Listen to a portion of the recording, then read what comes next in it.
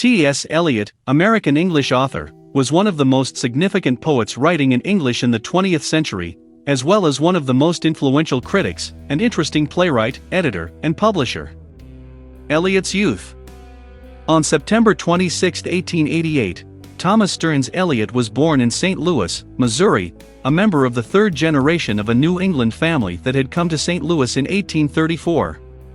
Eliot's grandfather, William Greenleaf Eliot, Unitarian minister and founder of schools, a university, and charities, was the family patriarch, or leader. While carrying on a tradition of public service, the Eliots never forgot their New England ties. T.s. Eliot claimed that he was a child of both the Southwest and New England. In Massachusetts he missed Missouri's dark river, cardinal birds, and lush vegetation. In Missouri he missed the fir trees, song sparrows, red granite shores, and blue sea of Massachusetts. Eliot family. Henry Ware Eliot, the father of T.s. Eliot, became chairman of the board of a brick company and served the schools and charities his father had helped found, as well as others. He married a New Englander, Charlotte Champ. After having 6 children, she focused her energy on education and legal protection for the young. She also wrote a biography, some religious poems, and a dramatic poem, 1926. Eliot grew up within the family's tradition of service to religion, community, and education. Years later he declared, "Missouri and the Mississippi have made a deeper impression on me than any part of the world." The Eliots spent summers on Cape and Massachusetts. Education of a poet. In St. Louis, young Eliot received a classical education privately, and at Smith Academy, originally named Eliot Academy. He composed and read the valedictory, something that involves a farewell poem for his graduation in 1905. After a year at Milton Academy in Massachusetts, he went to Harvard University in 1906. Eliot was shy and independent, and he made a good impression as a contributor and editor of the Harvard Advocate.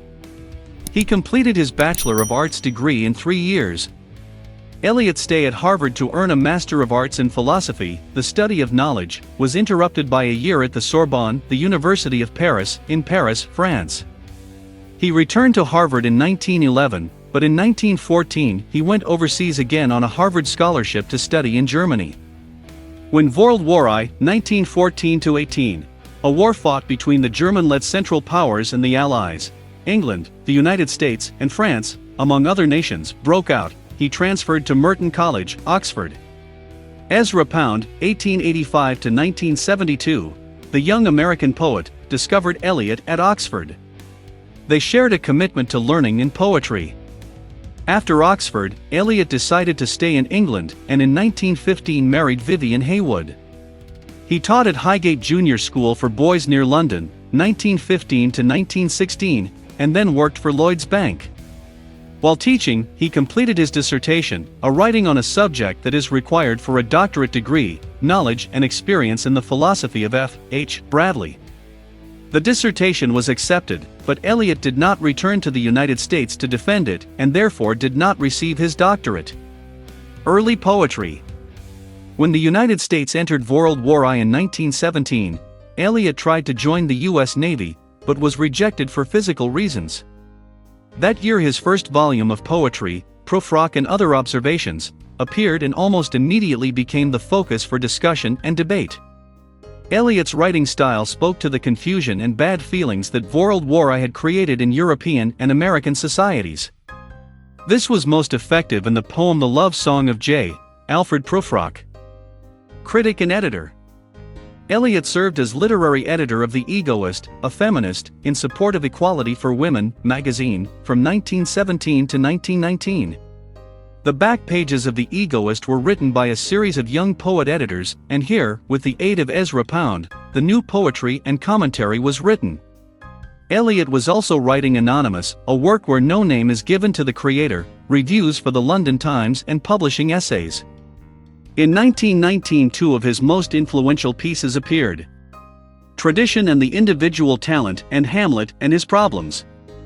Some of his early critical essays were The Sacred Wood 1920, Homage to John Dryden, 1924, Selected Essays, 1917–1932, 1932, and the Use of Poetry, and the Use of Criticism, 1933.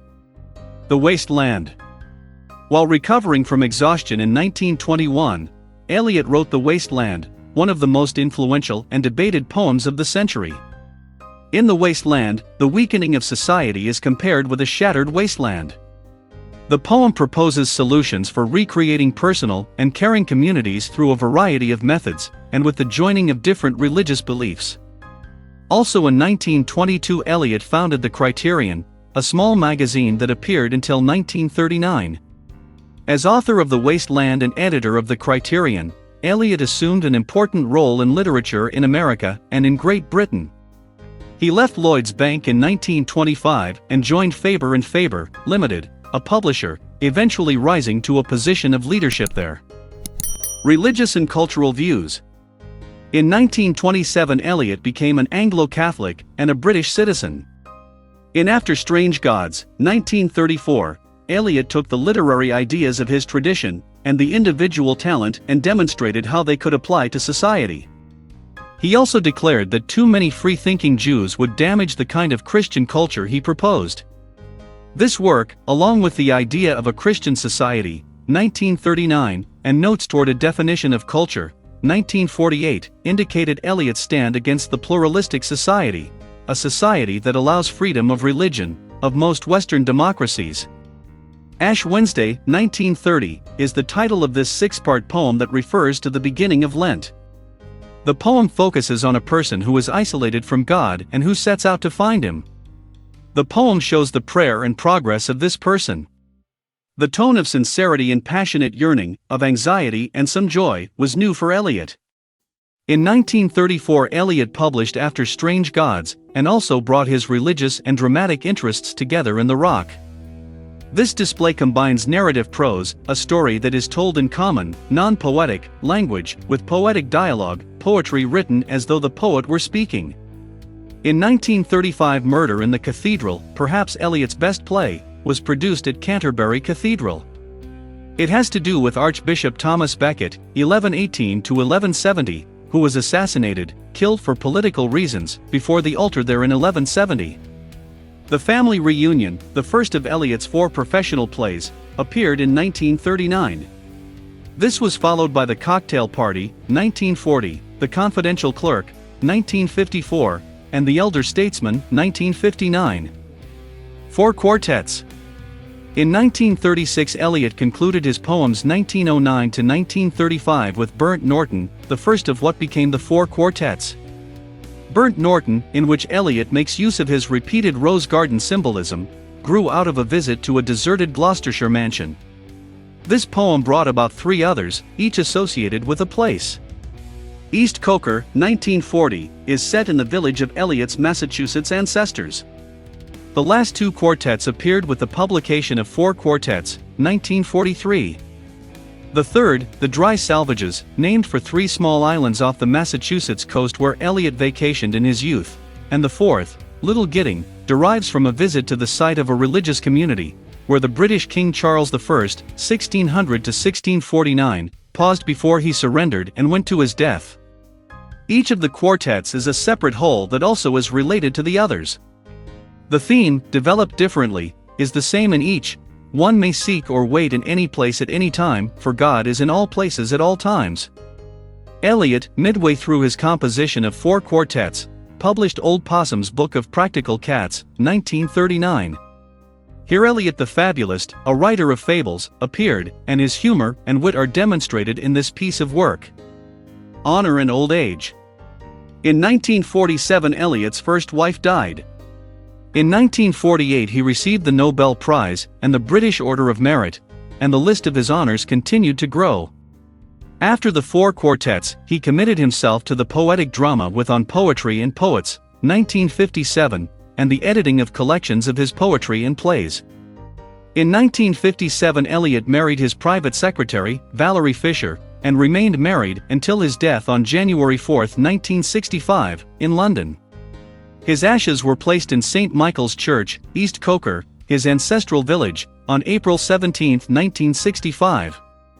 Many poets and artists paid final tribute to T.s. Eliot, including Ezra Pound, a grand poet and brotherly friend. A committed Christian in an important age, Eliot tried to restore the religious roots of European and American culture. His career recalls the flexible writer of the 18th century,